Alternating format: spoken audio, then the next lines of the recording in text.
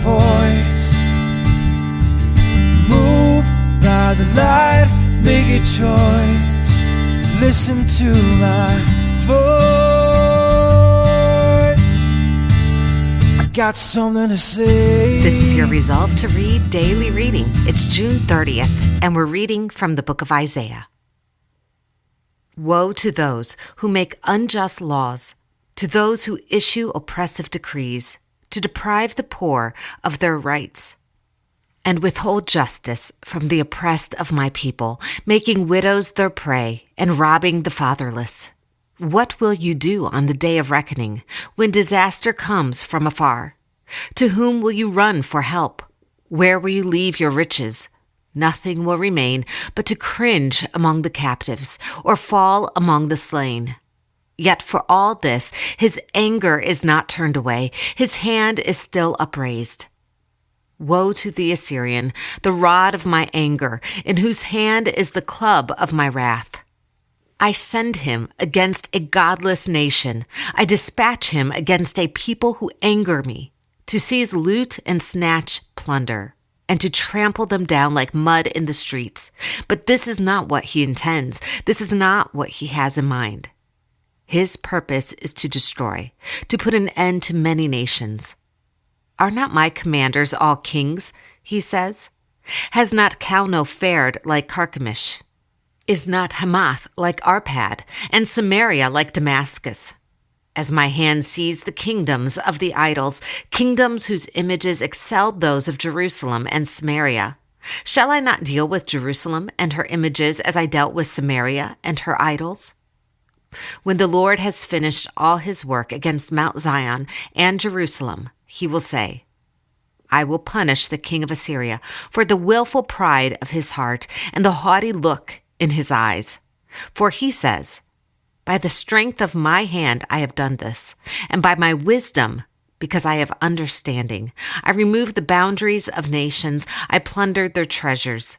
Like a mighty one, I subdued their kings. As one reaches into a nest, so my hand reached for the wealth of the nations.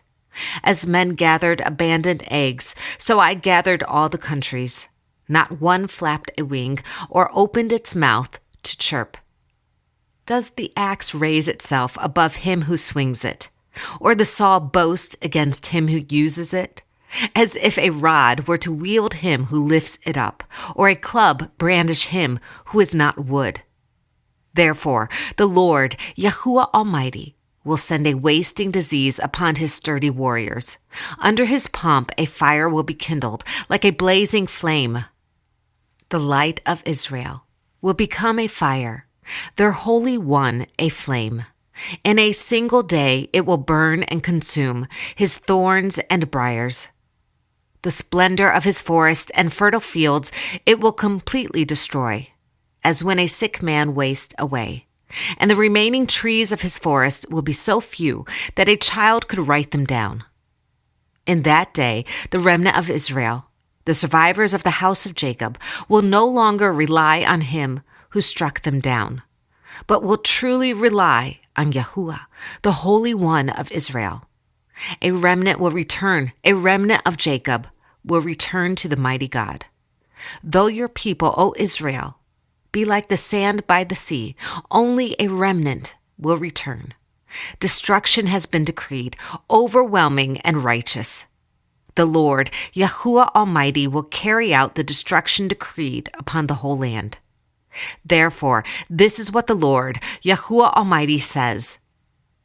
O my people who live in Zion, do not be afraid of the Assyrians who beat you with a rod and lift up a club against you as Egypt did. Very soon my anger against you will end, and my wrath will be directed to their destruction. Yahuwah Almighty will lash them with a whip, as when he struck down Midian at the rock of Oreb, and he will raise his staff over the waters, as he did in Egypt. In that day their burden will be lifted from your shoulders, their yoke from your neck. The yoke will be broken, because you have grown so fat. They enter Ayath. They pass through Migron. They store supplies at Michmash. They go over the pass and say, we will camp overnight at Geba. Ramah trembles, Gibeah of Saul flees. Cry out, O daughter of Galim. Listen, O Laishah. Poor Anathoth. Madamenah is in flight. The people of Gebim take cover. This day they will halt at Nob. They will shake their fist at the mount of the daughter of Zion, at the hill of Jerusalem. See, the Lord, Yahuwah Almighty, will lop off the boughs with great power. The lofty trees will be felled. The tall ones will be brought low. He will cut down the forest thickets with an axe. Lebanon will fall before the mighty one. A shoot will come up from the stump of Jesse.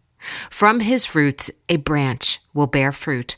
The spirit of Yahuwah will rest on him, the spirit of wisdom and of understanding, the spirit of counsel and of power, the spirit of knowledge and of the fear of Yahuwah, and he will delight in the fear of Yahuwah. He will not judge by what he sees with his eyes or decide by what he hears with his ears, but with righteousness he will judge the needy. With justice he will give decisions for the poor of the earth. He will strike the earth with the rod of his mouth. With the breath of his lips he will slay the wicked. Righteousness will be his belt, and faithfulness the sash around his waist. The wolf will live with the lamb. The leopard will lie down with the goat. The calf and the lion and the yearling together, and a little child will lead them. The cow will feed with the bear. Their young will lie down together, and the lion will eat straw like the ox. The infant will play near the hole of the cobra, and the young child put his hand into the viper's nest. They will neither harm nor destroy on all my holy mountain, for the earth will be full of the knowledge of Yahuwah as the waters cover the sea. In that day, the root of Jesse will stand as a banner for the peoples. The nations will rally to him, and his place of rest will be glorious.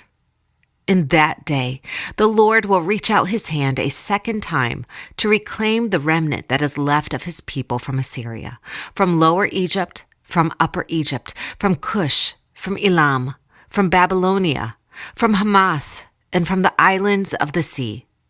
He will raise a banner for the nations and gather the exiles of Israel. He will assemble the scattered people of Judah from the four quarters of the earth. Ephraim's jealousy will vanish, and Judah's enemies will be cut off. Ephraim will not be jealous of Judah, nor Judah hostile toward Ephraim. They will swoop down on the slopes of Philistia to the west. Together they will plunder the people to the east. They will lay hands on Edom and Moab, and the Ammonites will be subject to them. Yahuwah will dry up the gulf of the Egyptian sea. With a scorching wind, he will sweep his hand over the Euphrates River. He will break it up into 7 streams, so that men can cross over in sandals. There will be a highway for the remnant of his people that is left from Assyria, as there was for Israel when they came up from Egypt. In that day you will say, I will praise you, O Yahuwah. Although you were angry with me, your anger has turned away, and you have comforted me. Surely God is my salvation. I will trust and not be afraid. Yahuwah is my strength and my song. He has become my salvation. With joy you will draw water from the wells of salvation. In that day you will say, give thanks to Yahuwah, call on his name. Make known among the nations what he has done, and proclaim that his name is exalted. Sing to Yahuwah, for he has done glorious things. Let this be known to all the world. Shout aloud and sing for joy, people of Zion, for great is the Holy One of Israel among you. From 2 Chronicles. Therefore, Yahuwah his God handed him over to the king of Aram.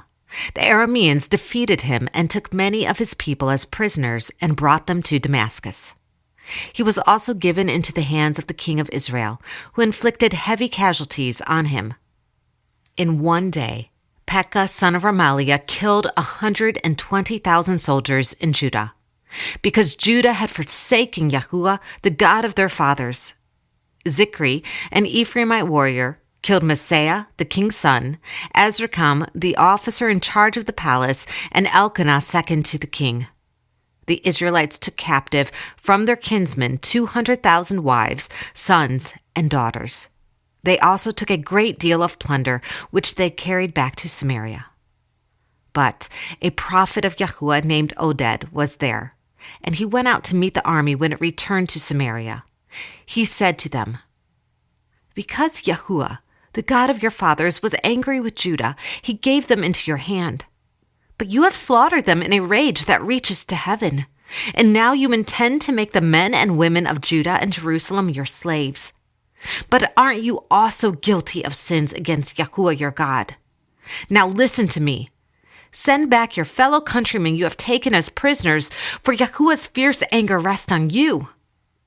Then some of the leaders in Ephraim, Azariah, son of Jehohanan, Berechiah, son of Mishlemoth, Jehezkiah, son of Shallum, and Amasa, son of Hadlai, confronted those who were arriving from the war.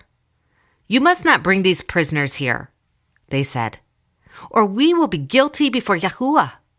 Do you intend to add to our sin and guilt? For our guilt is already great, and his fierce anger rests on Israel." So the soldiers gave up the prisoners and plunder in the presence of the officials and all the assembly. The men designated by name took the prisoners, and from the plunder they clothed all who were naked. They provided them with clothes and sandals, food and drink, and healing balm. All those who were weak they put on donkeys. So they took them back to their fellow countrymen at Jericho, the city of palms, and returned to Samaria.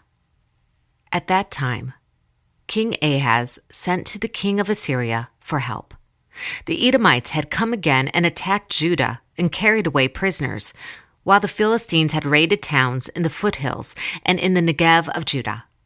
They captured and occupied Beth Shemesh, Aijalon, and Gederoth, as well as Soko, Timnah, and Gimzo, with their surrounding villages.